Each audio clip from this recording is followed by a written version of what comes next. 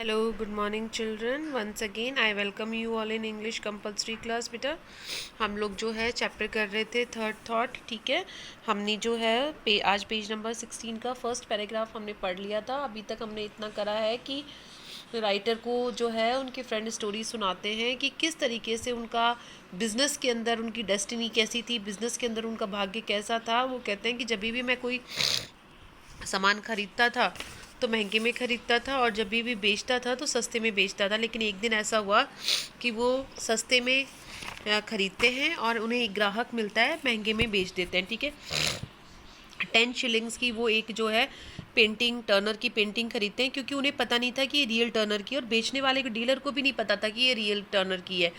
फिर उसको वो जो है 50 पाउंड्स का उन्हें एक ग्राहक मिल जाता है. वो बहुत ज़्यादा खुश हो जाते हैं, इतने खुश होते हैं कि सबसे पहले तो उसके साथ में, डीलर के साथ में अच्छे से बिहेव करने की सोचते हैं कि भाई उसकी वजह से मुझे फ़ायदा मिला है तो मैं आधा जो है 50% उसको दे दूँगा.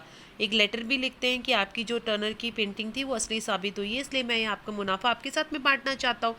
ठीक है, लेकिन अब रात हो जाती है, उनके पास में स्टैम्प नहीं होती है, वो सो जाते हैं. लेकिन अचानक से तभी वो उठते हैं और वो कहते हैं मैं मेरी ज़िंदगी की गलतियों के बारे में, रिवाज था वो अचानक से उठ के अपने जो जो उन्होंने लाइफ में मिस्टेक करी है ना उसके बारे में सोचते रहते हैं.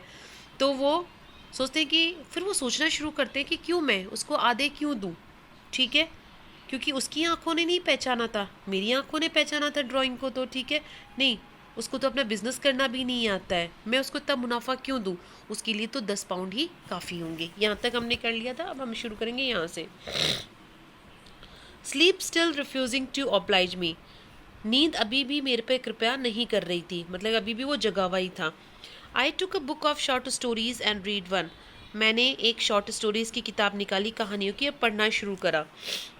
Then I close my eyes again. फिर वापस से मैंने अपनी आंखें बंद करी. And again begin to think about the dealer.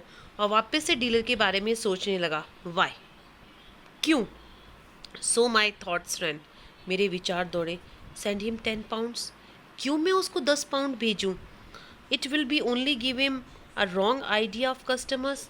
अगर मैंने उसे 10 पाउंड भेज दिए तो उसको तो अब ग्राहकों के बारे में गलत विचार आने लग जाएगा. None other of whom would be so fair, so supporting as I. कोई भी इतना ईमानदार नहीं है, कोई भी इतना जो है हेल्प जो हेल्पफुल नहीं है जितना कि मैं हूँ, जितना अच्छा मैं हूँ उतना कोई भी नहीं होता है. He will accept similar letters every day. रोज़ वो ऐसे ही लेटर्स की उम्मीद करेगा. And be disappointed. और अगर उसको ऐसे लेटर्स नहीं मिले तो वो निराश हो जाएगा.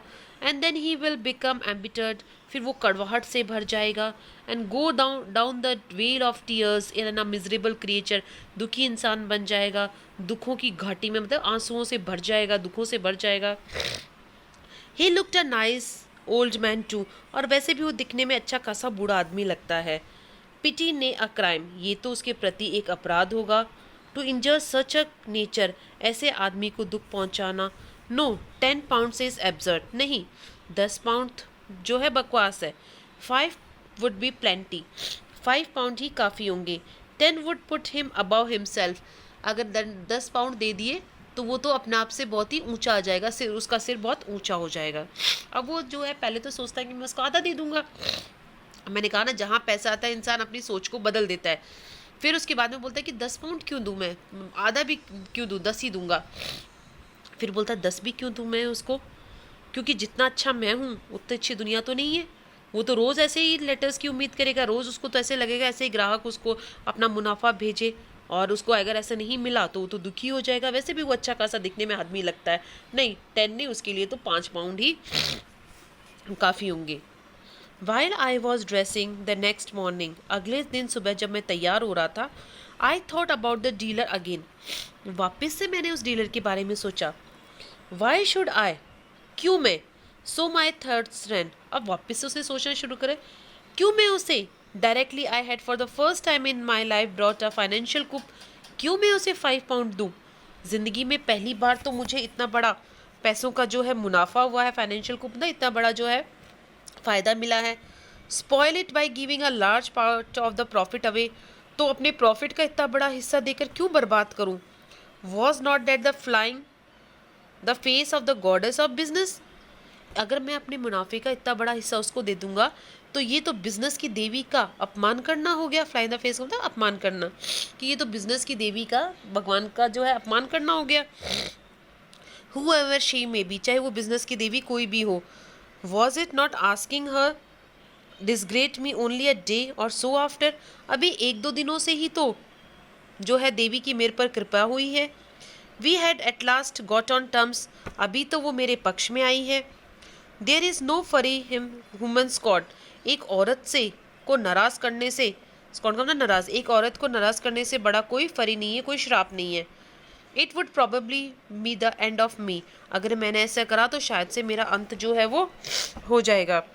City magnets are successful probably just because they don't do these foolish impulsive things, शायद से शहर के बड़े बड़े मैग्नेट्स, मैग्नेट्स का मतलब है कामयाब व्यापारी, शहर के बड़े बड़े जो व्यापारी हैं वो शायद से इसीलिए कामयाब होते हैं क्योंकि वो इतनी मूर्खता की भावनाएं नहीं करते, इतने भावुक नहीं होते, मतलब कि वो बिजनेस के अंदर फीलिंग्स को इन्वॉल्व नहीं करते, इसलिए शायद से वो इतने बड़े कामयाब होते हैं। Impulse is a negation of magnetism, भावुकता जो है वो बिजनेस की अंत है, मतलब कि व्यापार का नष्ट कर देती है। If I am to make any kind of figure in this new role of fine art speculation, अगर मैं अब कोई अपनी पहचान बनाना चाहता हूँ इस कला के क्षेत्र में, I must control my feelings, तो मुझे मेरी फीलिंग्स पर कंट्रोल करना होगा।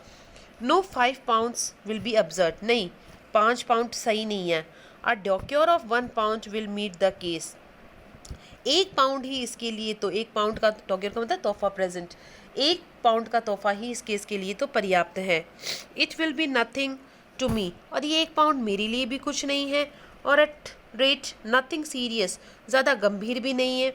But a gift of quail and manna from a clear sky to the dealer, और डीलर के लिए तो ये तो वैसे भी एक अचानक से मिलने वाला तोहफा, मैंने बताया था नहीं, ये गिफ्ट ऑफ केल एंड मना का मतलब अचानक से बिना उम्मीद के जब हमें कोई चीज़ मिल जाती है, तो 1 पाउंड दे दूंगा मैं, 1 पाउंड से मेरे को भी कोई फ़र्क नहीं पड़ेगा, और डीलर के लिए तो 1 पाउंड भी ऐसा होगा कि उसे अचानक से कोई तोहफा मिल गया है। Without ever doing any him any harm, और ये 1 पाउंड उसको कोई नुकसान भी नहीं पहुंचाएगा। अ पाउंड विल बी एम्पल, नहीं 1 पाउंड पर्याप्त होगा। अकम्पनीड बाय ब्रीफ नोट, और इसके साथ में मैंने एक छोटा सा नोट लिख दिया। आया बेटा समझ में, पहले हाफ देने का सोचा, फिर 10 पाउंड्स देने का सोचा, फिर 5 पाउंड देने का सोचा, फिर बोला कि पहली बार तो मुझे इतना बड़ा फ़ायदा हुआ है, अगर मैंने ऐसा कर दिया तो हो सकता है मेरे पर जो बिज़नेस की देवी की कृपा हुई है वो मेरे से नाराज़ हो जाए, ठीक है, अभी तो मुझे जो है मेरे पर वो राज़ी हुई है। बोले कि शायद से बिज़नेस बड़े बड़े जो व्यापारी हैं वो इसीलिए कामयाब होते हैं क्योंकि वो ऐसी मूर्खता वाली फीलिंग्स बीच में नहीं लेकर आते, तो और मैं भी अपनी फीलिंग्स पे कंट्रोल करूँगा, 1 पाउंड ही काफ़ी है। The note was to effect that I had sold the drawing at a profit which enabled him to make him a present. फिर मैंने नोट लिखा, नोट में इस तरीके से लिखा कि जो मैंने ड्राइंग बेची थी उससे मुझे मुनाफा हुआ, because it was an old and perhaps odd belief of mind, ये मेरा एक पुराना और शायद से अजीब सा मेरा विश्वास है, that one should do this kind of thing, good luck should be shared, कि हर किसी को ऐसा काम करना चाहिए, हमेशा अपने भाग्य को, गुड लक को किसी के साथ में बांटना चाहिए, कि अगर आपको फ़ायदा हुआ है तो उस फायदे को बांटना चाहिए।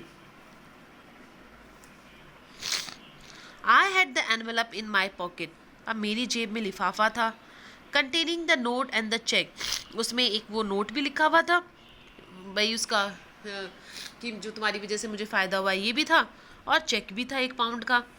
When I reach the club for lunch, जब मैं लंच के लिए क्लब में गया, and that afternoon I played bridge so disastrously that I was glad I had not posted, और उस दोपहर मैंने ब्रिज जो है बेटा एक ताश का, एक जुए का एक खेल होता है, तो बोलते उस दोपहर मैंने ताश का जुए का खेल इतना बुरी तरीके से खेला कि मुझे बहुत खुशी हुई कि मैंने उस 1 पाउंड को भी पोस्ट नहीं करा, उस लेटर को पोस्ट नहीं करा, उस चेक को दिया नहीं।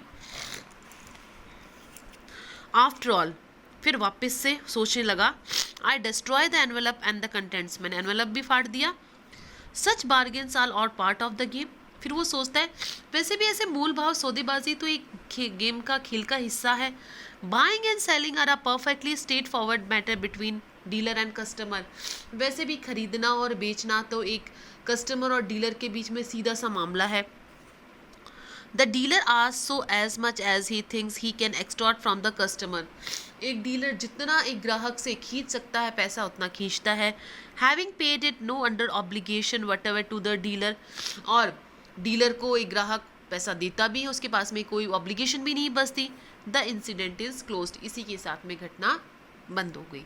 आया समझ में कि पहले हाफ देता है क्योंकि पैसा शामिल होता है, सेल्फिश होता जाता है, ठीक है, वापस से सोचता है, अपने डिसीजन को बदल देता है बार बार सोच के पैसे की वजह से.